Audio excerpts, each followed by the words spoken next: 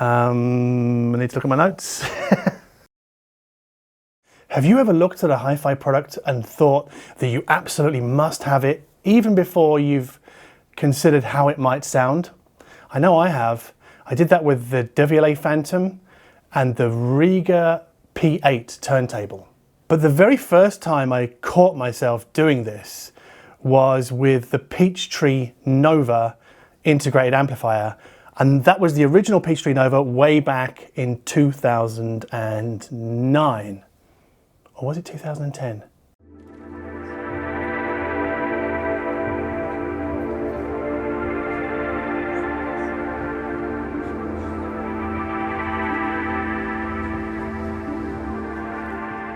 Almost 10 years later, Peachtree is still going. They're still making the same type of integrated amplifier with a high-end DAC. I've got the nova300 here. That's the middle of the current range of models. So here we connect our speakers. We've got an analog input here, which also doubles as a moving magnet phono stage. Another analog input, preamp output, and then we've got two Toslink inputs. And then unusually we have two USB inputs. This one's a normal one for computers.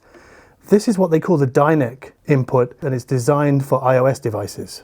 This is an integrated amplifier with a DAC that I find very hard to beat, even with an AudioQuest Dragonfly and its breakout cable. It's obviously not a super high-end DAC, but it's a Dragonfly kind of sound quality level, but it also lets us play higher sample rates of PCM and DSD. Also in this amp is a moving magnet phono stage, which can't be outdone by a shit Manny external box. And then on the front, you'll notice there's a headphone socket, a 6.4mm headphone socket. Now, normally, my experience with headphone sockets on integrated amplifiers isn't great. They'll power easy to drive headphones, so the headphones that you can usually power with your smartphone, but this one has a dedicated circuit and it has enough juice for high impedance headphones or harder to drive headphones. I've had this on the Sennheiser HD800S with no problem, and right now I tend to use this with the Mr. Speakers Eon Flow Open. And again, zero issues, it sounds fantastic. Peachtree is still working on the internal streaming board for this amplifier. In the meantime, I've had my MacBook connected to its USB input, that's the USB-B input, but there's also another cool feature in that there's a USB-A socket on the back of the amp to which I can connect an iPad or an iPhone. And I've got my iPad connected here and I can run Roon from the iPad digitally directly into the amp. So really my Roon on the iPad can serve as an endpoint into what they call the Dynek USB-A input. So that serves as a nice graphical display, but also as my streamer. For people who don't have an iOS device, you can always connect another kind of streamer to the coaxial input on the back. Tucked away behind my little row of books here is the Allo Digi1 streamer, which is coaxial into the back of the amp. There's many different options to get digital audio into this amplifier and then out through your speakers. So this is for computers, this is for iPads and iPhones, and this is for my Allo Digi1 streamer. The speaker module in this amplifier is 300 watts per channel of ice power. Now you'll hear many die-hard audiophiles try and tell you that Class D amplification, like ice power, is super cold and anemic, and this is absolutely not the case. That's like saying all turntables sound warm. They don't, and neither do Class D amplifiers like this.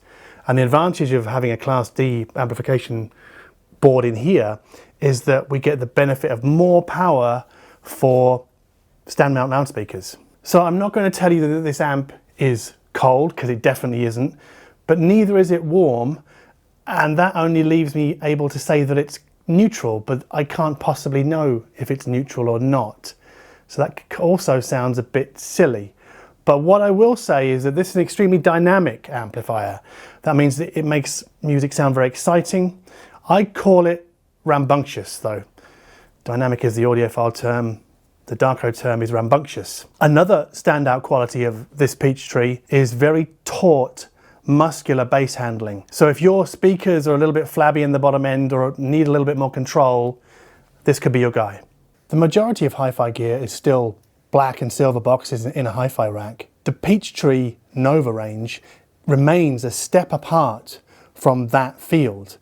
They just really show us that we don't need a hi-fi rack, we don't need multiple boxes, and that the single box, so everything all in one, can be wrapped in a very attractive package. That's what I call future-fi. And that matters because the aesthetics of a product matter just as much as its sound, for me. When we go to a restaurant, the meal isn't just about how the food tastes. It's the decor, it's the service, and it's the presentation of the food. And so just as with food, the look and appearance of hi-fi gear matters considerably, and Peachtree really understand that.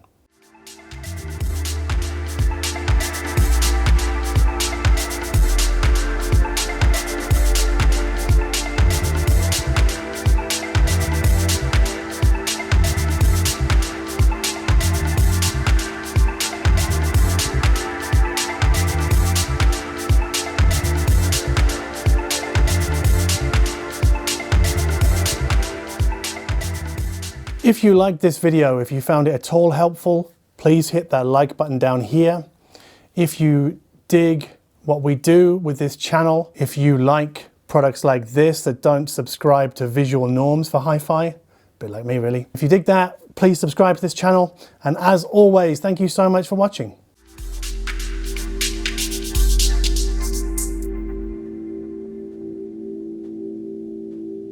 And we're out.